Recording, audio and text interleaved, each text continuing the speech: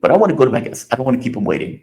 We are joined with the man himself, Dr. Wilmer Leon. He is a political scientist, nationally syndicated columnist, host of Connecting the Dots, and host of his radio show and series. What is the name of that show, Doctor?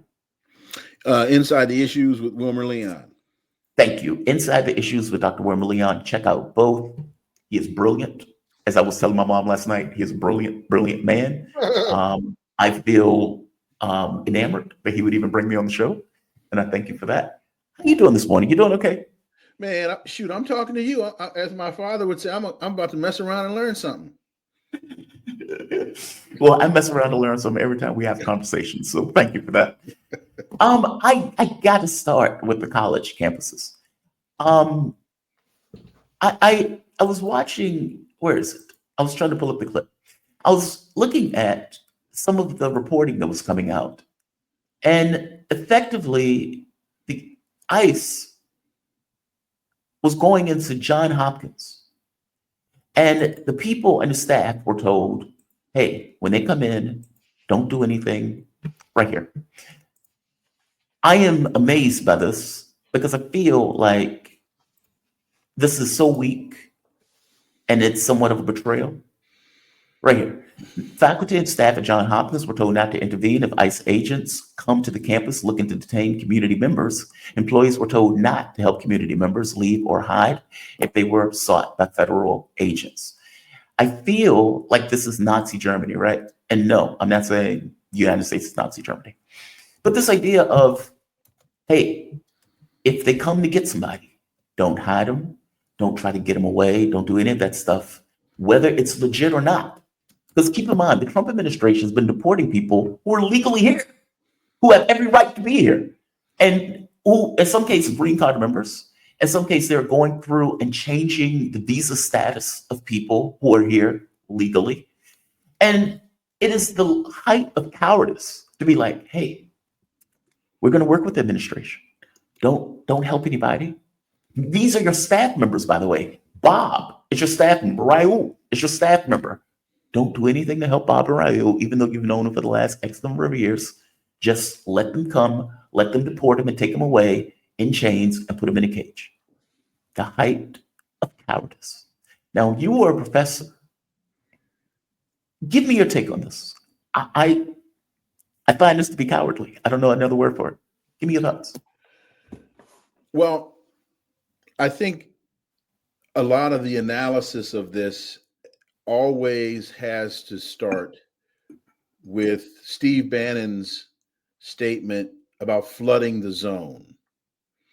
And I always suggest there's I think it's 2019 Frontline interview with Steve Bannon. I think it's Frontline that folks need to go and sit and listen to the entire interview, because he lays all of this out. He tells you exactly what they're doing and why.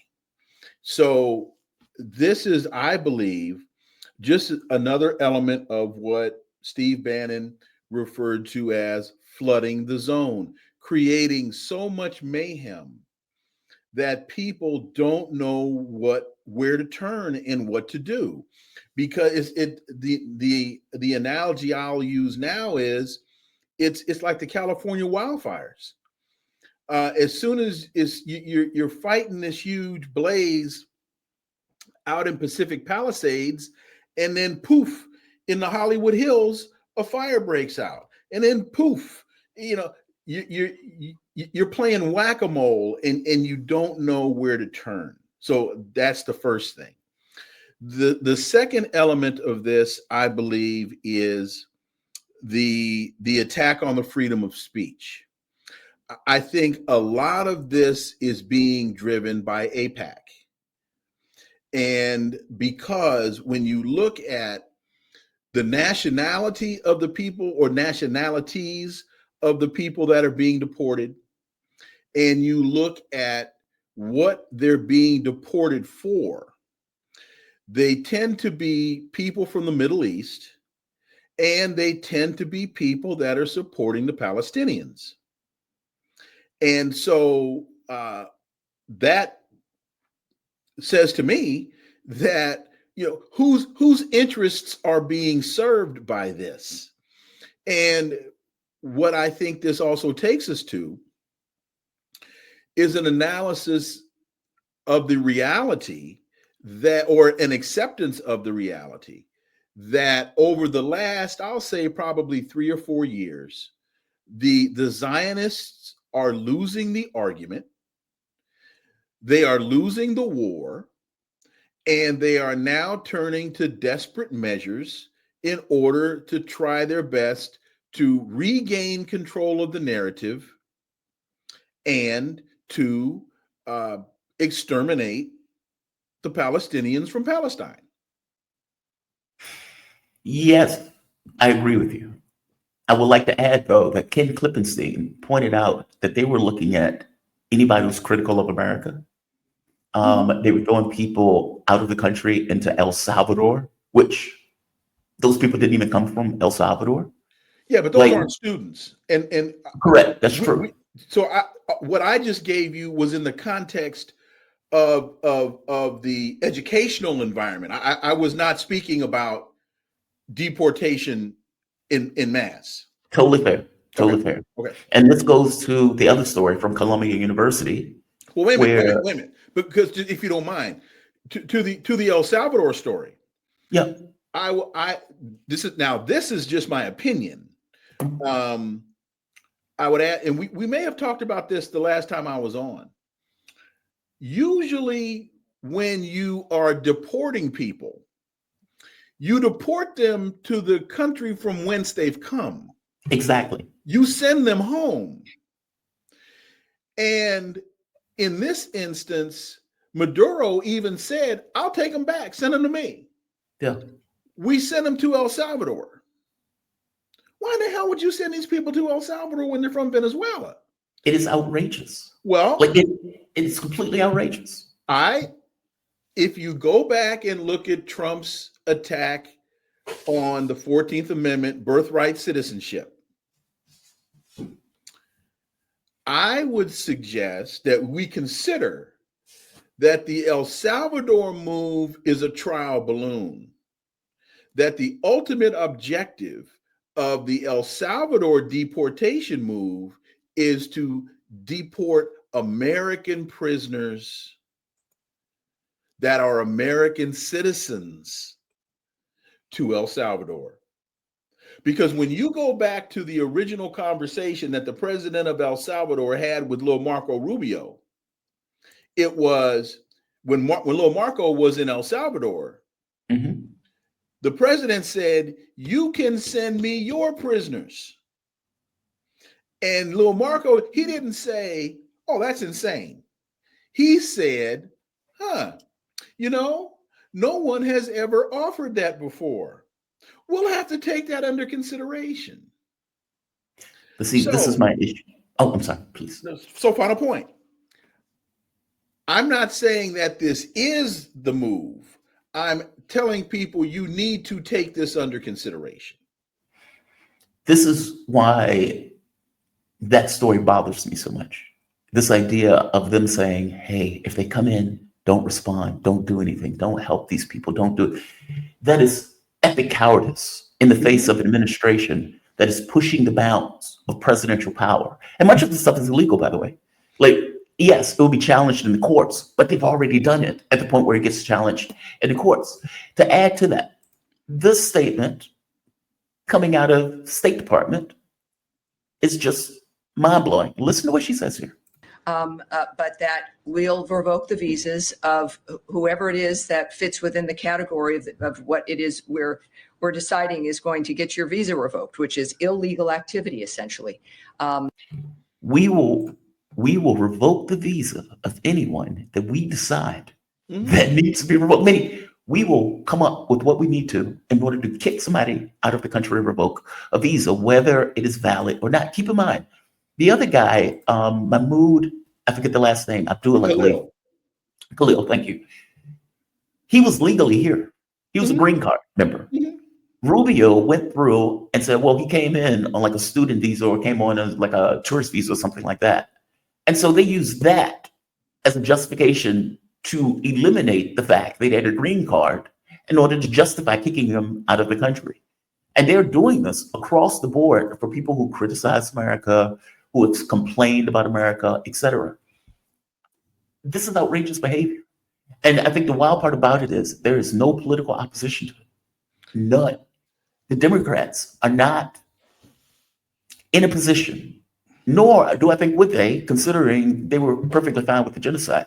They may complain, but they're complaining in disparate ways. There is no cohesive pushback against this, either from the political space or from these universities like Columbia University that is bowing its head, just like the other school I mentioned, to allow this to take place. The society conforms. It's astonishing. And they're doing it without due process. Yes.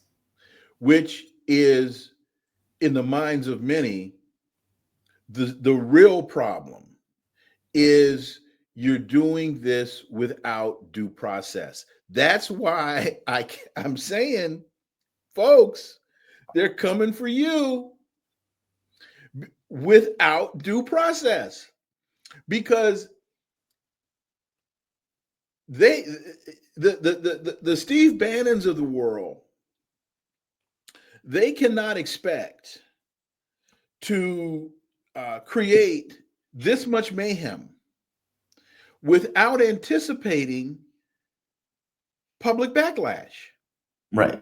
They cannot be so insane to think that the average citizen who you just fired for no reason, without due process, I heard a guy frame it so clearly on the news yesterday. He said, I was not prepared for my entire career path to be eliminated. He said, since I was a child, I've wanted to be a civil servant. Since I was a child, I've wanted to work for the American government. And now my entire career path has been eliminated. Wow. So I don't think you can create that much mayhem in a society, particularly a society that is so staunchly hell-bent on the Second Amendment, and expect that people are going to sit idly by and allow you to do this. So, but they are. Say again? But they are. That story had that school bowing its head. Mm-hmm. I mean, the notion that somebody is saying, hey, these colleagues that you've worked with for all of these years, if the cops come and get them, let them take them. It's not legal, by the way. But it's see, not I think for you to say that they're letting it happen, you are correct. But I think these types of responses and the type of response that I believe is on the horizon takes time to develop. Fair enough. And so those that are passively allowing this to happen today will not be nearly as passive in a few weeks when all of this with tariffs and prices rising, the people are getting squeezed from every single angle. And Donald Trump's response is, I don't care. By the way, he said that. I know. He said exactly that. That's where I get it from. Yeah, because they pointed, and I think I have the article where they pointed, they were like, hey, the prices of cars are going up because of these tariffs. I don't care. Let them buy more American cars. Now, he's not wrong that, it's like, the entire point of globalization, right, was in order to make a huge amount of money by shipping products overseas, Mm-hmm. getting them, paying somebody like $2 as opposed to the American worker $15, and then shipping it back and just, selling the product. So he's not entirely wrong. Like, yeah, people will buy more American cars if the prices are relatively even. By the same token, you're also raising the prices that people are effectively paying, and you're fighting a trend that the US went hog wild with for the last 50 years. You are going to lose that. Look, you're absolutely right. He doesn't seem to care about the political consequences, or No. let's say the economic consequences to everyday Americans about the tariffs war that he's doing. And he believes that he can break the rest of the world when they don't seem to be bending or bowing at this point. It is. I And by the way, don't. blowing up Teslas is not the response. I'm sorry. I know people are pissed off, and I know they're angry at Elon Musk and all this other stuff. Blowing up Teslas is not an effective way, but it may be harking to what you are talking about, where resistance starts to develop when this stuff gets more extra constitutional and more extra constitutional and no due process and no due process. And you're firing more and more people, and those people get more and more angry, and the prices go up and they're out of jobs, etc. You may be right. You may be right. On the other side, there is no political opposition. No. So right off the bat, you don't get seemingly opposition from the institutions like schools when this fight is taking place. Columbia University is a really good example. The interim steps down. The school, he's holding what, like $400 million over their heads. And they seem to be willing to take that $400 million in order to stamp out any level of resistance to Zionism and this genocide that is taking place. But on the other side, you would expect that there will be some level of political opposition to such a grotesque figure as Trump in regards to what he's doing in the political sense. And there is none. There's a fantastic article out of Politico right here. I am fascinated by this because the Democrats seem to have been fundamentally broken. If we don't get our shit together, then we're going to be a permanent minority. Yeah. Give me your learned take on how they could be so thoroughly destroyed. And I'm using the term destroyed. There is no political opposition. There is nothing pushing back on Trump that I could see in the political space. Jeffries, Pelosi is attacking Schumer. Jeffries has the charisma of a damp diaper. And you get nothing coming out of Democrats that is a cohesive movement, with maybe the exception of Sanders, but that doesn't really mean anything. I mean, there's an article that just came out of Sanders pointing out who's going to be a successor. Sanders doesn't really believe in creating an heir apparent or creating a movement. He just wants this kind of movement stuff and fritters away when he goes. And so, yeah, you're getting 50,000 people in a crowd, but to what end? Like, I'm fascinated by this. Give me your take. How did they get so thoroughly crushed where it seems like they shattered into pieces on the floor the moment that Donald Trump won? Because if you don't stand for something, you'll fall for anything. And the Democratic Party has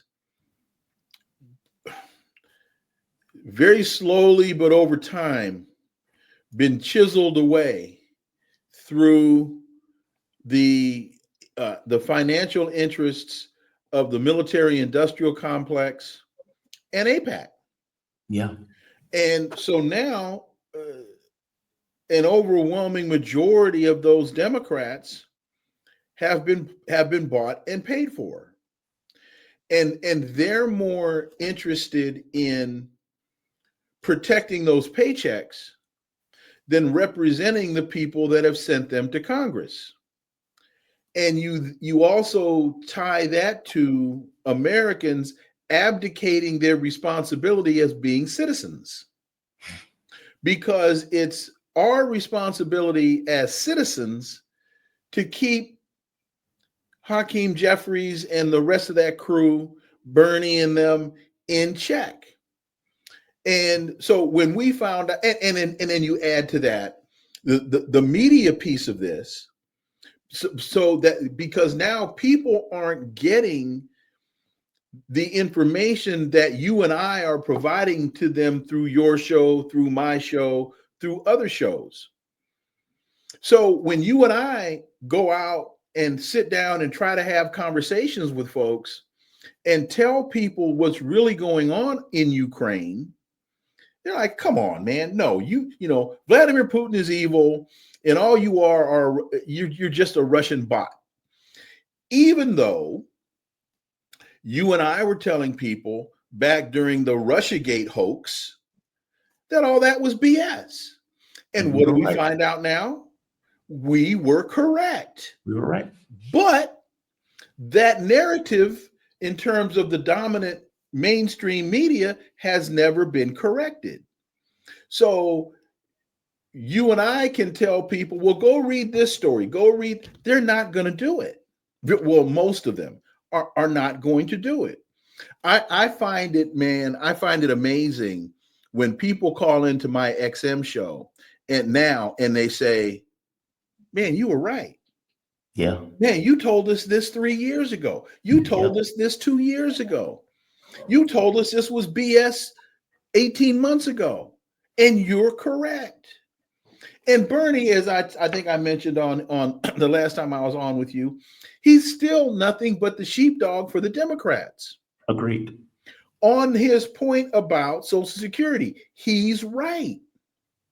But you don't hear the Democratic Party as a party messaging or rallying. Bernie Sanders is still the lone soldier. And I know he's got AOC with him and one or two other people, but when I say lone soldier, is it Ken Dixon? What's the name of the guy that's the head of the DNC? Was it Ken Martin? Ken Martin. Where is he? Conspicuously silent. Yeah. The brother from Minnesota, the former head, he's now I think the Attorney General of Minnesota. What's the brother's name? The Muslim brother that was the head of the DNC. Oh, I know you're talking about Ralph. Keith Anyway, Ellis. Keith Ellis. Keith Ellison. Where is he? No, where are and you look? I tell, look, if I can see this, anybody. I'm not going to insult Stevie Wonder. If I can see this, anybody can see this. This is, look, I'm in an exchange with a brother that calls into my show all the time. This dude from Texas. His thing. He's a black Republican. He's a Trump guy, and he keeps screaming about immigration, and these people are coming there taking our jobs. And I said, well, look, man, if you stop decimating their countries, the economies of their countries, they'd probably stay home.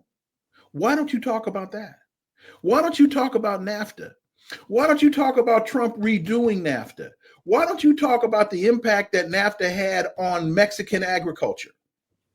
Why don't you talk about the sanctions on Venezuela? We just sent 300 Venezuelans back to El Salvador. Why were they here in the first place? Why didn't they stay in Venezuela? You never talk about the sanctions on Venezuela and what that's done to decimate Nicolas Maduro's ability to control his own economy. You don't want to talk about that. Talk about Nicaragua and why, when Nicaragua has reached food independence, they are able to feed themselves.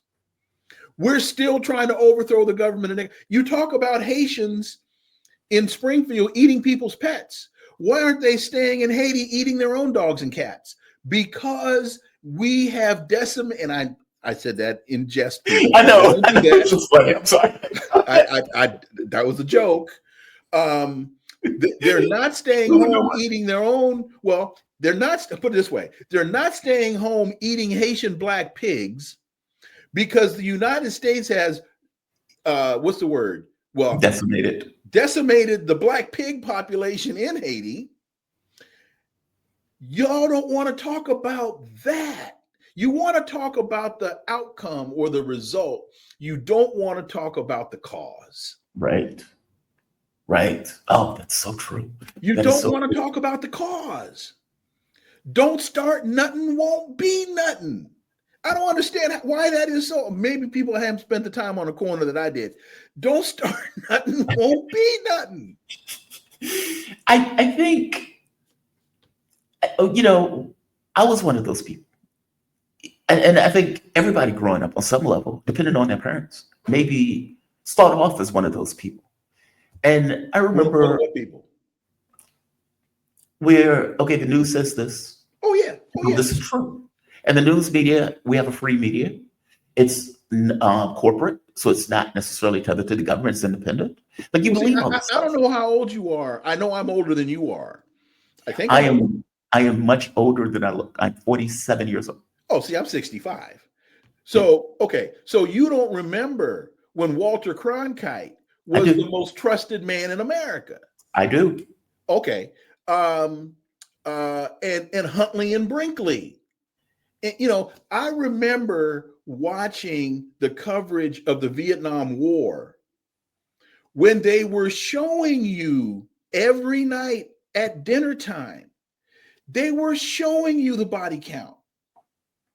You had Ed Bradley in the bush with a microphone, you know, here I am in the you know, all of those guys were on the ground in the bush reporting, and it wasn't pretty.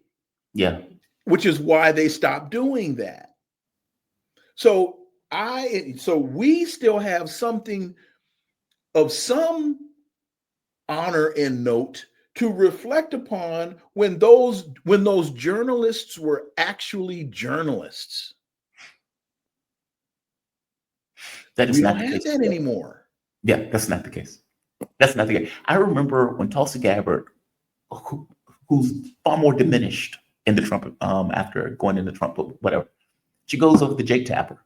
She went to Syria, and she comes back and says, Jake, we're supporting terrorists. And Jake Tapper was like, what? But the government says we're not doing that. Now, this is a sitting Congress member who actually went, saw for herself, comes back and tells him, we are supporting terrorists. We're trying to overthrow the Syrian government. And the only thing Jake Tapper could say was, the government says they're not doing that. And put a knife in her by having a tweet by another soldier in order to match the fact that she was a soldier, effectively saying, okay, she's a soldier in our military. She is a representative. She's saying this. And so we need to find somebody else who's also a soldier to put a knife in her. Like, that's outrageous. Mm-hmm. Like, that we don't have that today. They will report news 20 years later. I'll give you an example. The New York Times, speaking about us being right, the New York Times just reported key takeaways from all of the secret interaction that the United States was doing and the CIA and the Pentagon was doing in Ukraine in order to beef up the military and even pinpointing attacks into Russia.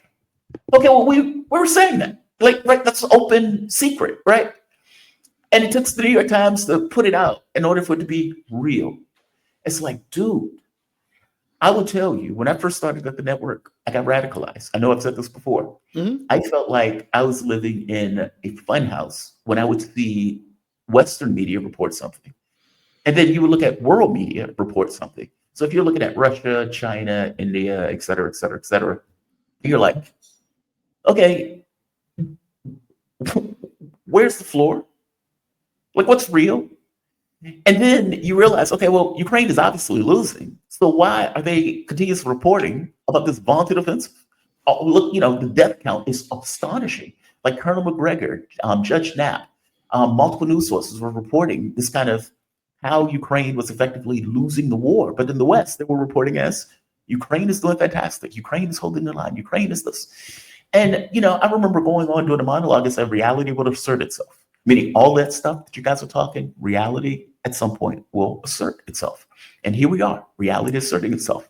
Ukraine is getting crushed. They're losing on all fronts. They're being pushed out of Kursk, and they are begging for a ceasefire. And it's like, okay, so I was right. Okay, but why was I, humble podcaster, sitting on the moon looking at events correct? And all of them was wrong. Like, that is a weird, I don't get it. And I can never tell if they're lying or if they are deluded. I don't know which one it is. I never know which one. If they're lying or if they're deluded. Like, meaning, are they lying? Why can't it be both? I guess it could be both, but I guess it could be both. It just always catches me, like, it always blows my mind. Like, I would report a story and I would give my take on the story. Mm. And the media will report something else. And I'll be like, okay, where are they getting this from? And usually it's anonymous sources from the government. And it's Look, like, okay. I was supposed to be the chair of the political science department. I'm talking 2 years ago Mhm. at my alma mater, Hampton University. I'm sitting at home waiting for my contract to come. I'm in the process of buying a house, getting ready to make a big move to take on this job. And they call me and tell me they're pulling my contract because one of the members of the board saw me on a PBS show explaining the history of the Ukrainian conflict. I was explaining, well, you do Reality. realize in 1990, James Baker had this conversation with Mikhail Gorbachev in order to get the reunification of Germany. I was going through all of this. Now 1 inch to the east. And they said, we can't have that. They pulled It's the contract. reality. It's reality. I was on back when, you remember when the Black News Channel was on? Yeah. I was on the Black News Channel. And this was when the Ukrainian conflict was early in its development. And I asked the question, why is the United States funding, training, arming Nazis in Ukraine? And Avis Jones DeWeaver said to me on the air, Wilmer, please, there aren't Nazis in Ukraine. They're having flag burning ceremonies. The Democrats literally sent a letter to the White House saying there is a problem with Nazis in Ukraine and that right wingers are going over there to train, to fight. And the anchor of the show,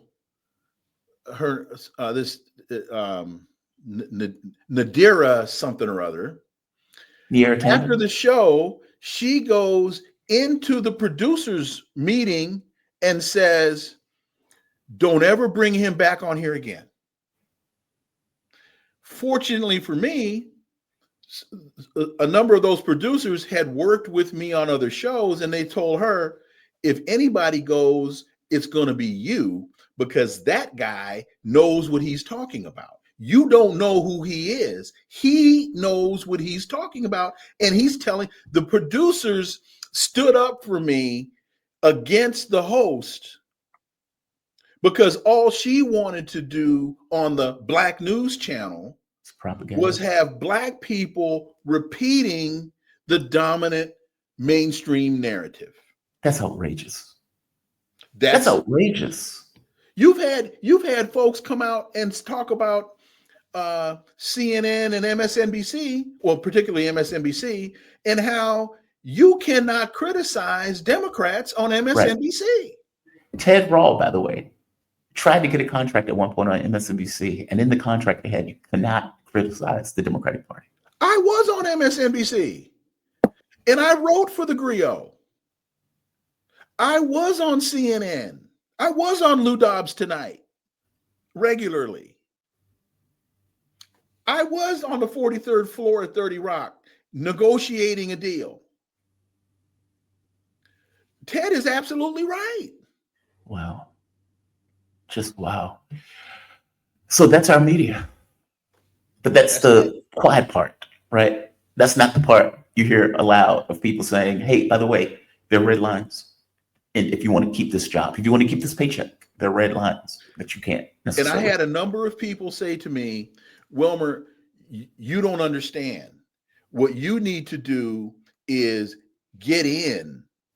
And then once you get in, you can do. I said, no, you don't understand. Full open kimono. When you sign me, or when you sign me, you know what you're getting. So there won't be any surprises, and I don't wind up getting fired. I rather, my dear friend and mentor Tom Porter says, I'm never surprised when you fire me. I'm always shocked you allowed me to stay as long as you did. So my whole thing was always, no, this is, you know what you're going to get every week when you invite me on your show. I don't surprise you. You don't leave the show going, oh man, I didn't know he'd go there. I was shocked that he was going to say that. No. And if you are, then don't call me back. I mean, no, I remember calling you back. No. For me, the math is just that simple. Invite me because you know what you're going to get. Don't invite me because you know what you're going to get. Right. Don't invite me and then be shocked and amazed and surprised that I told you that Donald Trump is lying to you. This whole thing about Greenland is a negotiating ploy.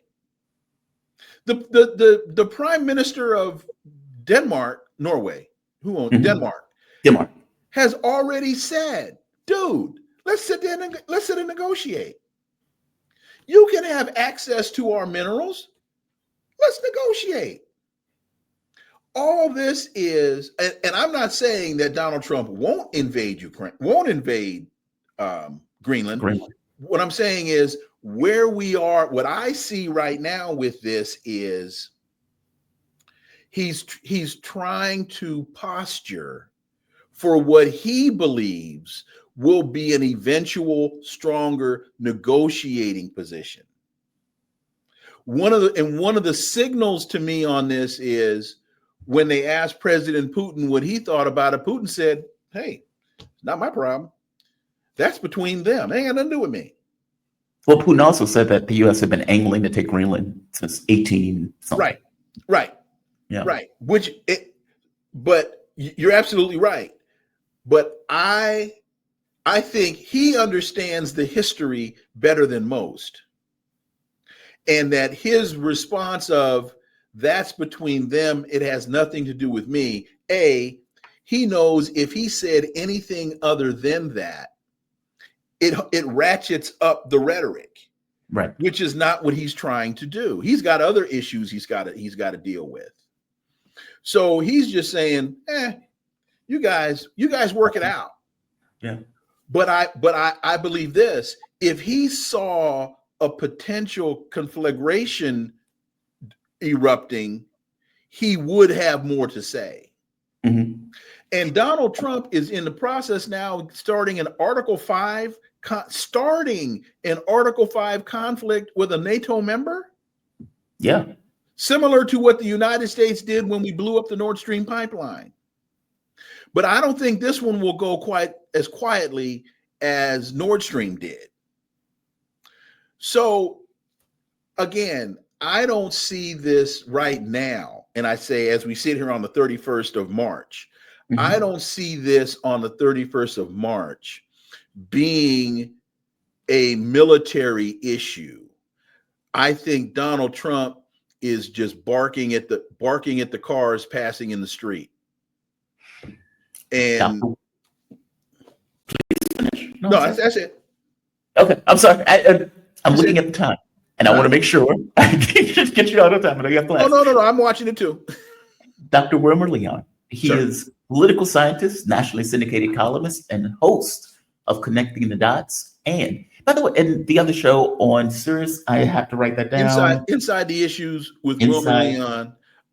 One of my 11 o'clock guests is from 11 to 2 Eastern. Dr. Radhika Desai will be my guest on my first guest on Saturday. We got a lot in store. So the 3 to 4 every day Eastern on YouTube, Connecting the Dots, and then Saturdays on Sirius 126 from 11 to 2. Check them out. It is a fantastic show. And like I said, I like learned you, something. It's easy to do. I am shocked that you would invite me on. I'm a nobody, but I appreciate that. You have a fantastic day, man. Thank you for this. Too. Have a good one. I'm out. All right.